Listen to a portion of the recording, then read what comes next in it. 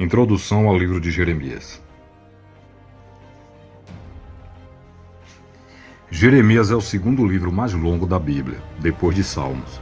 É o único livro do Antigo Testamento que nos dá alguns detalhes acerca de sua origem. De acordo com os capítulos 36, verso de 1 a 26, Baruque tinha escrito uma primeira visão, ditada por Jeremias. O pergaminho foi lido em público e então lido outra vez diante dos oficiais de Estado e do rei. Como as palavras contidas no pergaminho encolerizaram o rei Jeoaquim, ele cortou o pergaminho e o queimou integralmente. Por isso, Jeremias ditou a Baruque uma segunda versão ampliada do primeiro livro. Referências adicionais à atividade de escrita do próprio Jeremias, capítulo 30, verso 2 e capítulo 25, verso 12, sugerem que o pergaminho do capítulo 36, verso 32, não é idêntico à forma atual do livro. Referências a Jeremias na terceira pessoa, depois do capítulo 25, sugerem que talvez o pergaminho do capítulo 36 possam ter se limitado aos capítulos 1 a 25.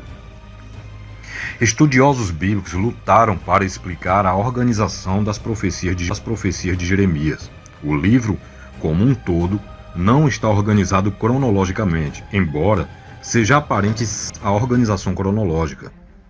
Nenhuma teoria obteve consenso, mas vários recursos, como tema, estilo, público e retórica, são reunidos para explicar certas conexões. Frequentemente, o livro é considerado como uma antologia de unidades proféticas, que foram coletadas e combinadas em várias ocasiões, com pouca intencionalidade. Uma proposta útil apresentada recentemente por Richard Peterson é de que as profecias foram organizadas de acordo com o chamado divino para que Jeremias fosse um profeta às nações, capítulo 1, verso 4 a 19, e a Judá, em particular, capítulo 1, verso 13 a 19. Ele identifica uma dupla estrutura no livro, a qual reverte essas ênfases. Os capítulos 2 a 24 concentram-se em Jeremias e no seu povo. Os capítulos 25 a 51 concentram-se em Jeremias e nas outras nações. Nas duas extremidades estão a descrição do chamado profético e a comissão no capítulo 1 e o apêndice histórico no capítulo 52. Cada uma das duas seções principais começa com uma subseção que apresenta o capítulo 2 de 1 a 3 e 5 e 25 de 1 a 38, seguida por uma subseção que desenvolve o tema, capítulo 3 de 6 a 23 e capítulo 26 de 1 a 51 e 58, e concluída com um sinal, capítulo 24 de 1 a 10 e 51 de 59 a 64. As chamadas Confissões de Jeremias, capítulo 11, 18 a 23, capítulo 12 de 1 a 4, capítulo 15 de 10 a 21 e capítulo 17, 14 a 18, estão espalhadas pelos capítulos 11 a 20. Oráculos de esperança, nos capítulos 30 a 31, interrompem as histórias sobre Jeremias, capítulo 26 a 45. Mensagens contra reis, capítulo 21, de 11 a 22 e 30, e contra profetas, capítulo 23, de 9 a 40, parecem ser seções independentes. A versão mais antiga do livro de Jeremias, em grego, que data do século antes da era cristã, é mais de 12,5% mais curta que o texto hebraico, embora ela adicione cerca de 100 versículos que não são encontrados no texto hebraico. Somente algumas seções mais longas estão ausentes.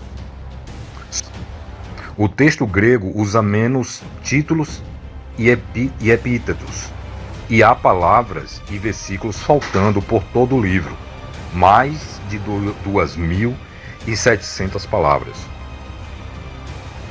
Mais de 2.700 palavras do texto hebraico não tem equivalente em fragmentos de manuscritos hebraicos de Qumran mostram que na época de Jesus existiam lado a lado uma versão mais longa e uma mais curta do texto hebraico.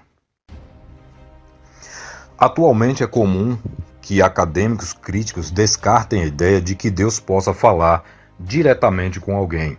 Eles consideram que as mensagens proféticas são meros artifícios literários e supõem que as predições são impossíveis, nem mesmo consideram a possibilidade de que aquilo que Jeremias tinha a dizer pudesse ser verdade.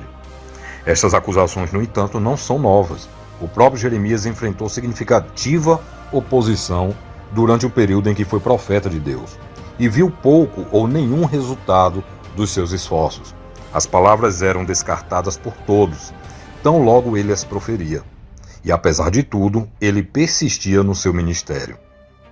Jeremias acreditava firmemente que estava transmitindo uma mensagem de Deus. Quando esteve aprisionado, capítulo 32, verso 2 e 37, 15, e até mesmo ameaçado de morte, capítulo 26, verso 8, ele não desmentiu as suas profecias, nem reverteu sua declaração de que eram mensagem de Deus, conforme capítulo 26, verso 12. Um homem pode estar disposto a morrer por alguma coisa que equivocadamente pensa ser verdade, mas dificilmente morrerá por algo que sabe ser um engano. Jeremias estava em uma posição exclusiva para saber se as suas palavras eram ou não uma revelação de Deus. Considerando a maneira como ele viveu diante de tanta oposição, podemos ter a certeza de que essas palavras não são desvaneios ou delírios de um louco.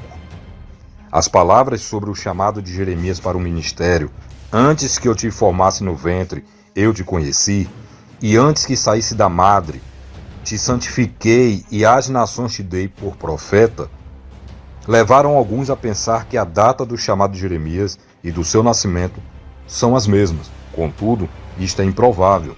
O sentido claro do texto é que Deus estava pensando em Jeremias e planejando a sua vida antes mesmo que ele nascesse, e que ele já tinha designado Jeremias como um profeta, mas a comissão de Jeremias teve lugar quando ele era uma criança.